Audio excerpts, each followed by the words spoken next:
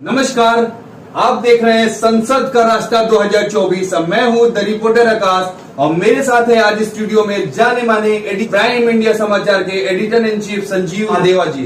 बहुत बहुत स्वागत है आपका संसद के रास्ते में। बहुत बहुत धन्यवाद। तो हम लोग आज चर्चा करेंगे कि किसका प्रधानमंत्री, एनडीए या इंडिया, इस बारे में हम आपको विश्लेषण करके बताएंगे संजीव राय जी की किसकी सरकार और किसका प्रधानमंत्री। देखिए, इसमें तो रास्ता एकदम साफ नजर आ रहा है, लेकिन जनता ने इस बार क्या खूब सीख दी है एनडीए गठबंधन को। हालांकि अगर आप एनडीए गठबंधन की तरफ भी ध्यान देते हैं, जैसा कि हमारे इस स्क्रीन पे दिख रहा है, तो कहा जा रहा है कि जो इंडिया अलायंस है, इंडिया गठबंधन है, यह कई बहुत सारी पार्टियों का ये गठबंधन है। लेकिन अगर आप हमारे स्क्रीन पर देखेंगे तो एनडीए गठबंधन, आकाश जी थोड़ा सा ध्यान दीजिएगा, एनडीए गठबंधन आपको 41 पार्टियों को मिला के बनी है, और जब इंडिया गठबंधन पे आप ध्यान देते हैं तो ये मात्र 37 पार्टियों को मिला के बने हैं। अंतर बस यहाँ पर फिगर का है कि इंडिया गठबंधन का जो नेतृत्व, जो कांग्रेस पार्टी कर रही है राहुल गांधी के नेतृत्व में, ये अभी ट्रिपल फिगर में नहीं पहुंच पाए, और जबकि ये जो भारतीय जनता पार्टी है एनडीए गठबंधन की, ये ट्रिपल फिगर में पहुंच गई है। तो बस यहीं पर एक सबसे बड़ा मार्जिन उत्पन्न हो गया है। और आपको भी पता है कि जो सबसे बड़ा मार्जिन लेकर आती है पार्टी, उसी को पहले न्योता दिया जाता है सरकार बनाने के लिए। तो इसमें कोई संदेह नहीं कि भारतीय जनता पार्टी को पहले न्योता दिया जाएगा राष्ट्रपति के द्वारा कि आप आइए और अपने बहुमत को सिद्ध कीजिए।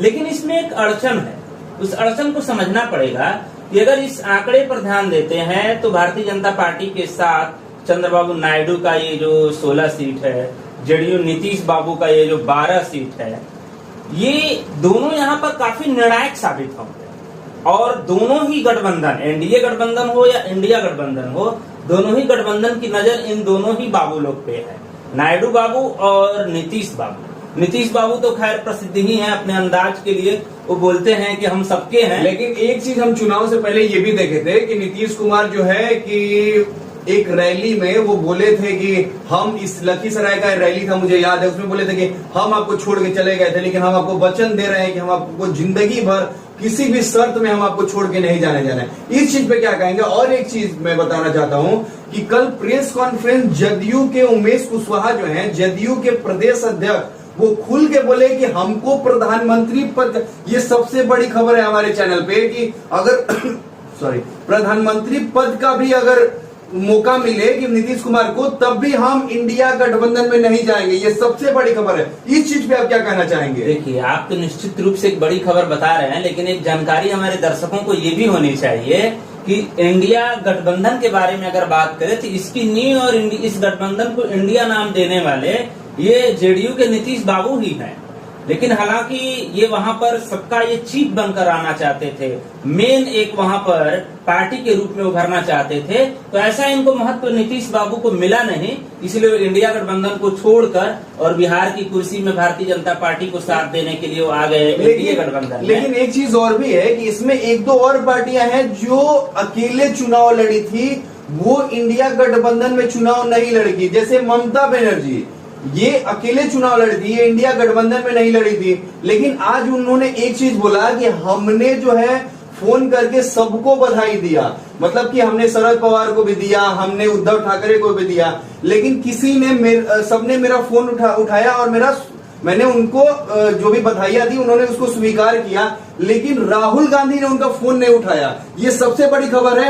हम आपको बताना चाहते हैं कि राहुल गांधी ने ममता बनर्जी का फोन नहीं उठाया, क्योंकि उन दोनों का जो है गठबंधन चुनाव में नहीं होता है। वो बोल रही थी कि हम 2 सीट चुनाव में दे रहे थे। तो इस चीज पे आप क्या कहना चाहेंगे, क्या सेटल्ड हो पाएंगे इसमें। और इसमें यह चीज है कि अगर इंडिया गठबंधन बन भी जाती है तो इसमें प्रधानमंत्री का चेहरा कौन होगा।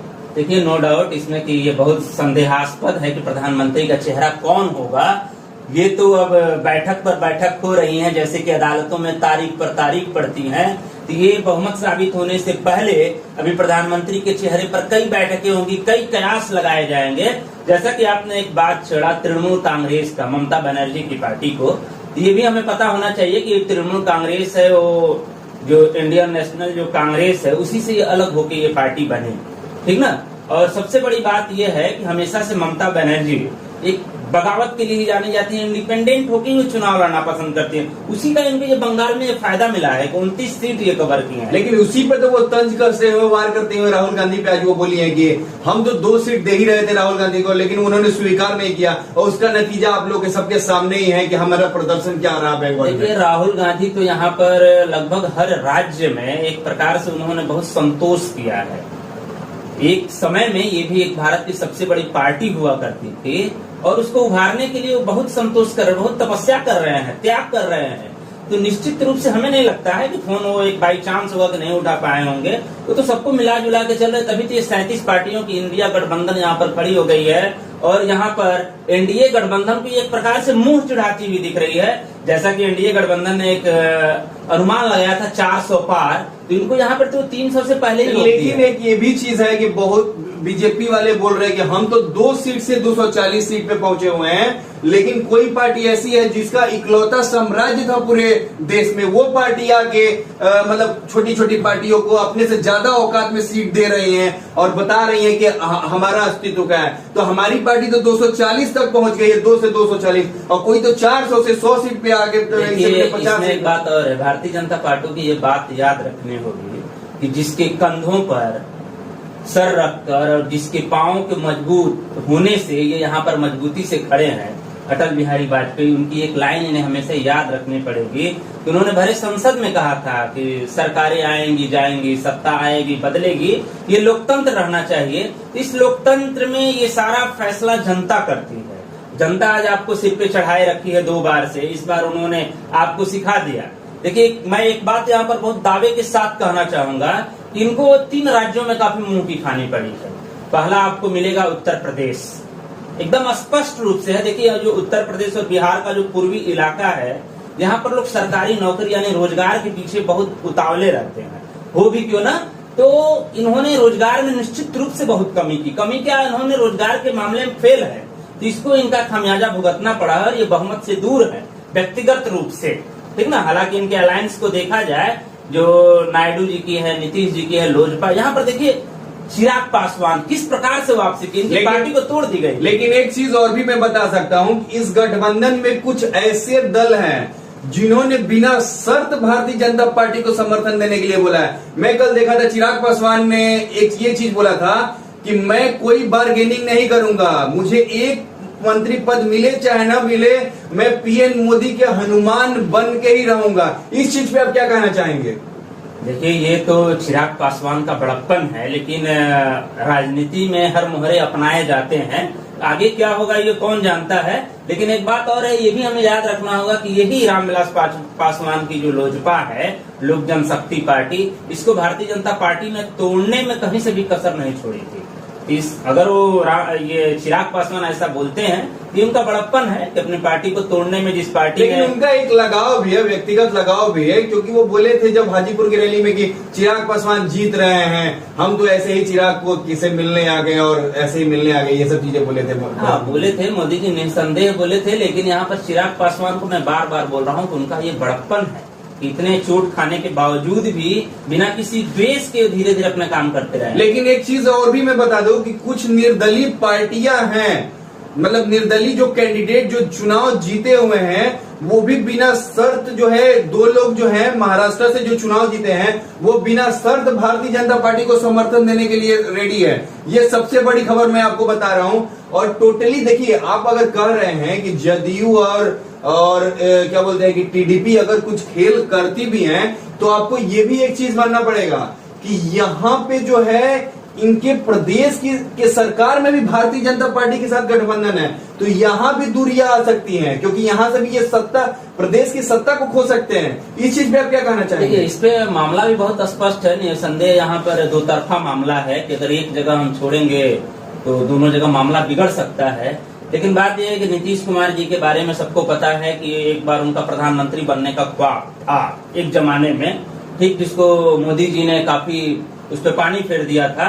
तो यहाँ पर अगर वो इनकी जिद पर ये इंडिया अलायंस अगर मान जाती है, नीतीश बाबू की जिद पर कि हाँ आइए हम आपको प्रधानमंत्री बना देते हैं, राहुल गांधी अन्य अपने साथी पार्टियों को मना लेते हैं कि इनको आने दीजिए, हम लोग बना लेंगे, तो इनकी जीत मानी जाए। एक चीज और हम बताइए हमको कि अगर इनको प्रधानमंत्री राहुल गांधी के कहने पर बना दिया जाएगा, तो क्या ये टीडीपी के चंद्रबाबू नायडू प्रधानमंत्री बनना नहीं चाहेंगे? क्या यहाँ से ममता बनर्जी प्रधानमंत्री कौन नहीं बनना चाहता है? तो ये लोग प्रधानमंत्री नहीं बनना चाहेंगे। इस चीज पे आप क्या कहेंगे? नहीं, सब बनना चाहेंगे, लेकिन यहाँ पर इनका ये था कि इंडिया अलायंस की भी अगर आप बात करें तो इंडिया अलायंस भी बिना शर्त एक दूसरे का साथ दी है। आप इस बात को थोड़ा समझने का प्रयास करिए।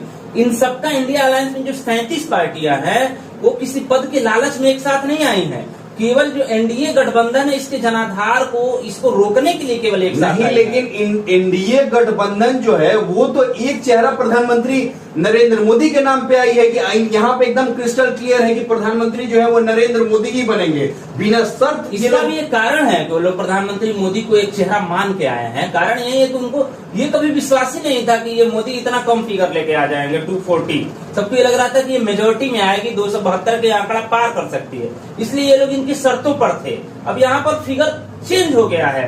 बीजेपी के भी भीतर खाने बहुत ज्यादा बातचीत चल रही है। इनके जो राजनाथ सिंह है, देखिए आपकी जो ही फिगर यहाँ पर जो टारगेट था 272 का, उससे नीचे जो ही भारतीय जनता पार्टी आई तो राजनाथ सिंह ने जेपी नड्डा को फोन किया, तुरंत बैठक बुलाई, नितिन गडकरी से संपर्क किया गया। वहां पर अमित शाह ने तुरंत नीतीश बाबू को फोन करने लगे, नायडू को फोन करने लगे।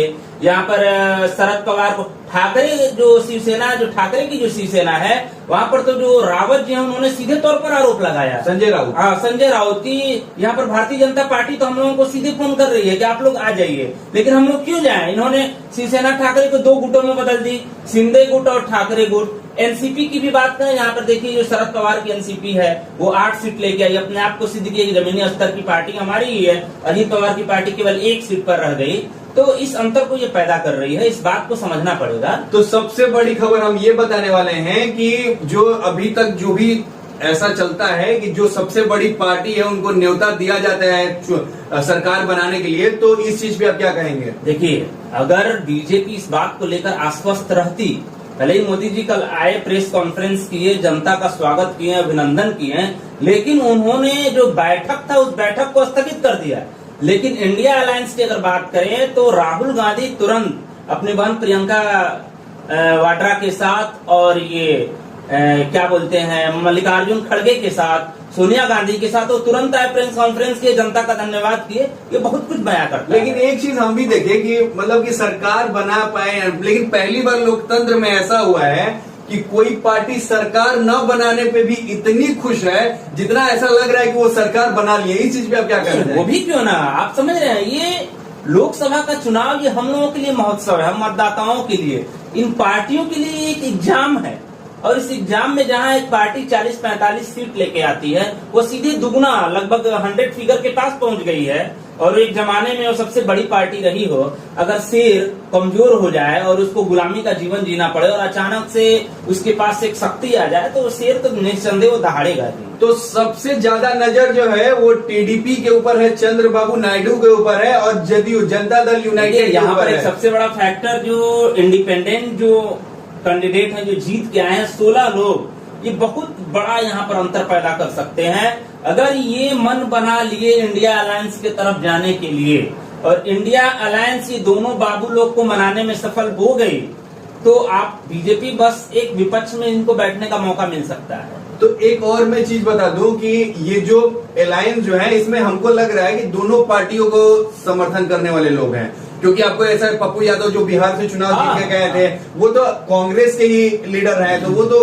इंडिया गठबंधन को ही करेंगे। यहाँ पर आपने बात किया पप्पू यादव के बारे में, यहाँ पर उनको बहुत चोट पहुंची है। आप देख रहे हैं कि चुनावी रैली में जो जेडीयू के हैं, आरजेडी के हैं, यहाँ पर तेजस्वी यादव जिन्होंने स्पष्ट तौर पे कहा था कि आप दूसरी पार्टी को जिता दीजिएगा, पप्पू यादव को वोट मत दीजिएगा। कांग्रेस ने भी उनका साथ नहीं दिया, क्योंकि पप्पू यादव ये चाहते थे कि सीमांचल में कोई यादव नेता ना पैदा हो, ऐसा मुझे लग रहा है। ऐसा हो सकता है क्योंकि कोई भी पार्टियां या कोई भी आजकल ये जो जातिगत समीकरण चल रहा है ना, ये हमारे लोकतंत्र के लिए बहुत घातक हो रहा है। इसके ऊपर पार्टियों को थोड़ा ध्यान देना पड़ेगा और जातिगत समीकरण से थोड़ा सा ऊपर उठना पड़ेगा, इसलिए कि इसका खामियाजा देखिए उत्तर प्रदेश में इनको पूर्वांचल क्षेत्र में मिला है।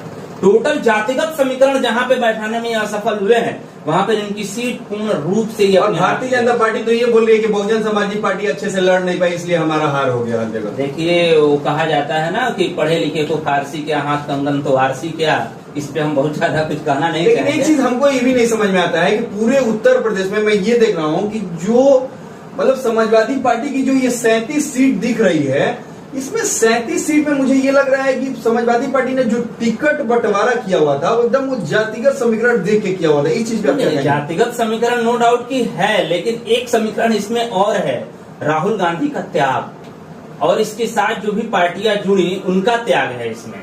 इसका फायदा पूर्ण रूप से मिला है समाजवादी पार्टी को। और यहाँ पर बोला जा रहा था ना कि ये दोनों लड़के फ्लॉप हैं, यानी कि राहुल गांधी और अखिलेश यादव, इन दोनों की तुलना एक लड़के के रूप में, जैसे कि बोला जाता है तथाकथित रूप से टीपू और पप्पू, तो ये इन दोनों लड़कों ने कमाल कर दिया। और ये भी एक बड़ी खबर हम अपने चैनल पे आपको बता रहे हैं कि समाजवादी पार्टी के अखिलेश यादव के घर में जितने लोग चुनाव मैदान में आए थे, धर्मेंद्र यादव से लेके आदित्य यादव से लेके अक्षय यादव से लेके डिम्पल यादव से लेके अखिलेश यादव खुद, ये सारे लोग चुनाव जीत गए हैं इस बार। इस चीज पे आप क्या कहना चाहेंगे? नहीं, ये तो इनका एक अपना जो व्यक्तिगत नीतिगत है, लेकिन इस पार्टी का आप एक और समीकरण देख सकते हैं।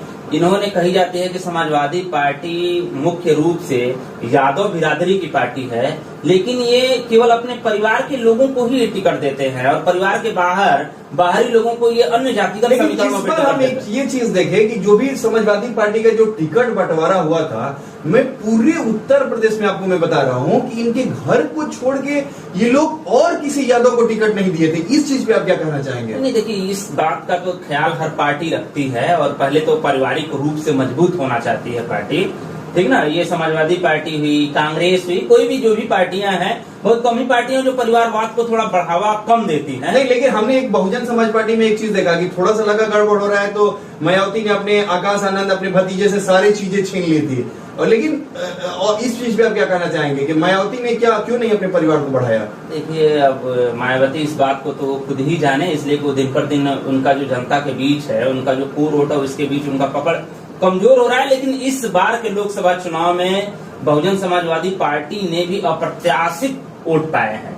इसका मुख्य रूप से नुकसान कहेंगे भारतीय जनता पार्टी को हुआ है और फायदा समाजवादी। लेकिन मुझे लग रहा है कि अब मायावती जो है वो धीरे धीरे अब वो बिल्डअप हो रही है। हाँ, अब वो बिल्डअप हो रही है और विधानसभा चुनाव में बहुत मजबूती से वो सामने आएंगी। आइए मुख्य रूप से अब आ जाते हैं यहाँ पर कि जो संसद का रास्ता है, कहा जाता है कि उत्तर प्रदेश से होकर जाता है, यानी कि दिल्ली जाने का रास्ता आप एक्सप्रेसवे पकड़िए, जो एक्सप्रेसवे बन भी चुका है, वहां से उत्तर प्रदेश से एक्सप्रेसवे से होकर जाएंगे।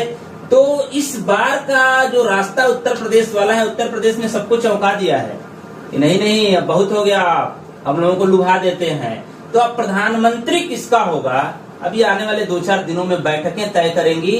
और जो समीकरण है, आपको सबसे ज्यादा जो आप स्पष्ट रूप से समीकरण देखिए, भारतीय जनता पार्टी 240, ये चंद्रबाबू नायडू की है 16 सीट, जदयू नीतीश बाबू की 12, लोजपा की 5 सीट है, जो अपना दल है अनुप्रिया पटेल ये अकेले 1 सीट लेके आई हैं। लोजपा चिराग पासवान ने 5 की 5 सीटें जीती हैं, एक रिकॉर्ड इन्होंने बना दिया।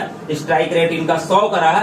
ये 274 केवल ये इनके जो 5 जो पांडव आप कह सकते हैं, इनके जो लेकिन एक चीज हम आपको ये भी बता दें कि आप अगर सोच लीजिए कि अगर ये दोनों हट भी गए, अगर यहाँ से तो 240। अब ये जो लोजपा जो है पार्टी, ये समझ लीजिए कि ये भारतीय जनता पार्टी ही है, ये कहीं नहीं जाने वाले हैं। अनुप्रिया पटेल भी काफी इनकी क्लोजर वन सहयोगी हैं।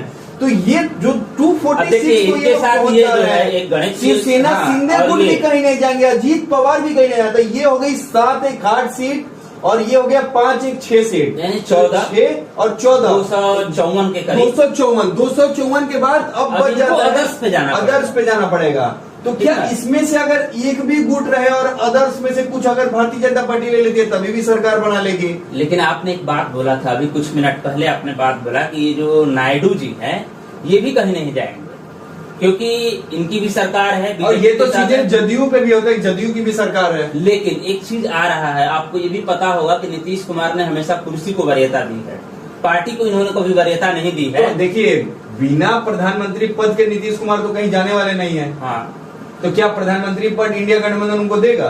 क्यों नहीं दे सकती है। अब ये तो उनके समझ के ऊपर है, उनका एक ही ध्येय है ना कि बीजेपी को रोकना है, उनको सत्ता से दूर रखना है। तो अपने आप को न्यौछावर कर सकते हैं नीतीश कुमार के लिए। अब उनके ऊपर है, देखिए बैठकें क्या कहती हैं। हाँ, चंद्रबाबू नायडू के ऊपर है कि ये क्या करते हैं। ये सबसे बड़े फैक्टर यहाँ पर बन के आएंगे। नहीं, लेकिन एक और चीज है, आपने एक चीज यहाँ पे छोड़ दिया है। एक पवन कल्याण जो है ये आंध्र प्रदेश से ही, तेलंगाना से ही आते हैं, वो भी एक सहयोगी हैं। अच्छा नहीं है, देखिए अन्य पार्टियां हमने लिखा है, इसमें कई सारी भारतीय जनता पार्टी जो है और भी सीटें यहाँ ऐड करती हुई नजर आ रही है। तो काफी हद तक ऐसा लग रहा है कि एनडीए जो है वो सरकार बना लेगी, कोई दिक्कतें नहीं आएंगी। और ये तो आने वाले 2-4 दिनों में ही पता चल जाएगा कि एनडीए कहां तक पहुंच जाती है। लेकिन यहाँ पे अगर हम देखा जाए तो यहाँ पे देखिए, यहाँ पे तो पीएम का फेस क्लियर है, लेकिन यहाँ पे अभी पीएम का फेस क्लियर नहीं है। इस चीज पे आप क्या कहना चाहेंगे? देखिए, इसमें पीएम का फेस क्लियर नहीं है, लेकिन एक फेस साफ क्लियर है। एक आंकड़ा बहुत मजबूती से आप समझिए, जो एनसीपी है शरद पवार की, हालांकि वो केवल 8 ही सीट लेके आई है, लेकिन शरद पवार को कहा जाता है कि वो राजनीति के बहुत बड़ा पुरोधा है, ठीक ना। वो लोगों से सामंजस्य बैठाने में माहिर हैं। तो इनके अंदर ये क्वालिटी है कि ये लोगों से ये सामंजस्य बैठा के और लोगों की ये मना सकते हैं कि नीतीश कुमार को पीएम का चेहरा बना दिया जाए। हो सके कि नीतीश कुमार से ये भी कहा जाए कि अगर भारतीय जनता पार्टी आपको प्रधानमंत्री का पद यहाँ देती है तो हम भी आपको प्रधानमंत्री का पद दे देते हैं। प्रधानमंत्री कोई ऐसा पद नहीं होता, पद नहीं है, लेकिन वो एक असंवैधानिक पद है। लेकिन फिर भी आपको याद होगा कि भारतीय जनता पार्टी के ऐलान के आडवाणी भी एक बार वो प्रधानमंत्री बन चुके हैं। तो ये कहा जाता है कि दूसरे नंबर का पावर वाले ये लोग हैं, तो ऐसा लालच दिया जा सकता है। अब मैं सारी चीजों को कंक्लूड कर देता हूँ एक बार फिर से कि किसका प्रधानमंत्री, एनडीए या इंडिया, ठीक ना। एक जगह हम लोग अगर समीकरण दिखा रहे थे तो उस समीकरण में यही लग रहा था कि अगर इंडिया अलायंस से 2 आई निकाल लिया जाए, इस पे ध्यान दीजिएगा, इंडिया अलायंस से 2 आई निकाल लिया जाए तो एनडीए है, ठीक ना। तो ये भी हो सकता है कि एनडीए जोड़ तोड़ में बहुत माहिर है। तो इंडिया अलायंस में जो ये शिवसेना, जो ठाकरे हैं काफी लंबे समय से जो ठाकरे वाली शिवसेना के साथ बीजेपी काम की है, उनको भी ये मना सकती है। तो यहाँ पर ये एनडीए ये चाहेगी कि इंडिया अलायंस को जितना कमजोर कर सके हम, ठीक है। नहीं, लेकिन एक चीज और भी है, यहाँ सिंधे बैठ पाएंगे इनके साथ एक साथ? देखिए, राजनीति में कोई किसी के साथ बैठ सकती है, ठीक ना। ये बाहर जनता को दिखाते हैं कि हम उनके नहीं है, उनके नहीं है। जब ये डाइनिंग टेबल पर बैठते हैं ना, तो ये सबके अपने अपने हो जाते हैं। नीतीश कुमार का ये लाइन आपको याद होगा कि नीतीश कुमार ने ये पटना में होर्डिंग भी लगवाया है कि हम सबके हैं, इसीलिए इनके बात पे डाउट आ रहा है। एक मीम्स भी नीतीश बाबू के बारे में बहुत ज्यादा फेमस हो रहा है कि आप लोग चुनाव लड़ते रहिए, प्रधानमंत्री हम तय करेंगे, ठीक। अब इसके बाद देखिए क्या है बात कि मैं अपने दर्शकों को बता दूं कि एनडीए अलायंस में प्रधानमंत्री मोदी का चेहरा साफ है। उनकी पार्टी मेजॉरिटी को पार करती हुई दिख रही है, तो इनके पास मौका है। अब ये इंडिया अलायंस को कितना कमजोर कर पाते हैं, अब ये इनके ऊपर है। इसीलिए बैठकों को लेट किया जा रहा है कि हम बहुमत को जितना अपना संख्या दिखा सके। लेकिन अब आंकड़ा बस यहीं पे टिका हुआ है, नीतीश बाबू, नायडू बाबू और ये आपके कौन से हो गए, अदर्स, ठीक ना। अब इसके अलावा एक और अगर हम देख सकते हैं, सबसे बड़ी बात मैं बोलना चाहूंगा अपने व्यूवर्स को, कहा जा रहा है कि इंडिया अलायंस जो है ना वो महागठबंधन है। बहुत ज्यादा पार्टियां इसमें शामिल हुई हैं, 37 पार्टियां हैं। लेकिन एनडीए गठबंधन पे भी आप देखें तो इसमें 41 पार्टियां। लेकिन एक चीज ये भी है कि एनडीए का जो गठबंधन है वो बहुत बड़े बड़े दलों के साथ नहीं है। एक जदयू और टीडीपी को छोड़ दें तो वो छोटे छोटे दल हैं। लेकिन यहाँ पे जो ये दल है, ये बहुत समाजवादी पार्टी एक अपना अच्छा खासा जनाधार ली हुई है, डीएमके का एक अच्छा खासा जनाधार है, शिवसेना का भी एक अच्छा खासा जनाधार है, आरजेडी का भी बिहार, यूपी और बिहार का सबसे बड़े दल जो है वो इंडिया अलायंस। यहाँ पर आरजेडी को बहुत झटका लगा है। रोजगार के लिए तेजस्वी यादव ने जिस प्रकार से प्रयास किया बिहार में, उन्होंने निस्संदेह युवाओं को बहुत रोजगार दिया। नहीं, लेकिन आप कैसे ये कर सकते हैं कि तेजस्वी यादव ने रोजगार दिया? नहीं दिया, इन्होंने वादा किया था कि जब मैं सरकार में आऊंगा तो रोजगार दूंगा। नहीं, लेकिन ये बताइए कि नीतीश कुमार ये कह रहे हैं कि मुख्यमंत्री मैं था, मुख्यमंत्री तो आप पिछले कई सरकारों से रोजगार दिया। शिक्षा मंत्री मेरा था, तो रोजगार तेजस्वी यादव कैसे दे दिए? एक फैक्टर समझ में आता है। यहाँ पर आरजेडी के तेजस्वी यादव का दबाव काम किया कि बिहार में युवाओं को रोजगार मिला। अगर ऐसा इनकी मंशा अगर रहती थी, कई बार से ये मुख्यमंत्री हैं, इन्हीं के शिक्षा मंत्री क्यों नहीं रोजगार देती है? तो आप लोग ये देखते रहिए हमारे चैनल्स पे, आपको आगे भी नजर आता रहेगा कि किसका प्रधानमंत्री।